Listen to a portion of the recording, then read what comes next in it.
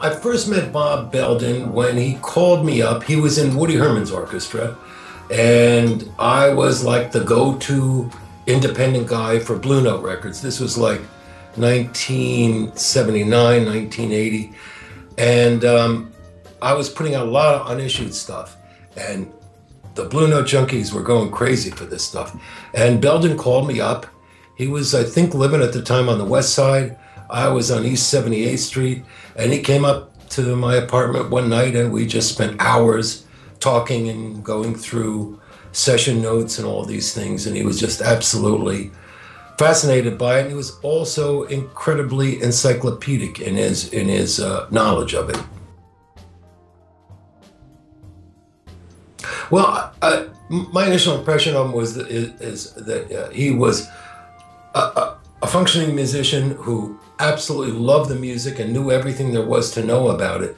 At that point, I had not heard him play, and I never saw him with Woody Herman, but you know, he came out of North Texas State, and he looked like he really knew what he was talking about. It was a few years later that I got to know him as a musician, thanks to Matt Pearson, who was working with us at Blue Note. And he brought Bob Belden in with the idea of doing some composer-driven projects. The first one was the music of Sting. And to bring me up to speed on Belden, he gave me the two Sunnyside albums by the Treasure Island Band. And they were, I guess, the only word to describe them was they were stunning. They were stunning, first of all, in the fact that they were picking lesser-known material by great composers, reinventing it, and playing it with this like 12-horn, 3-rhythm band, which came to be known as the Treasure Island Band. And it was just astonishing stuff. So he really knocked my socks off initially as an arranger.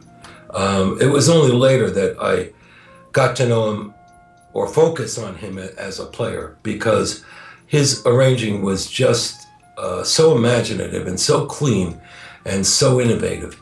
And it was part of something, you know, people speak fluent English, fluent French.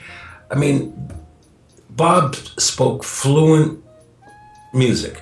During the karaoke scare of the 90s, he was making extra money by transcribing records for karaoke people to make new rhythm tracks of that emulated the original records. And I remember going over there one day, and he was doing a bunch of Temptations and Four Tops records with, you know, arrangers like Norman Whitfield. And these are very dense, complex arrangements. I mean, I would be hard to list the instrumentation on the record. He was taking the whole chart down by ear. And I just, for all his other accomplishments, I never quite got over his ability to do that.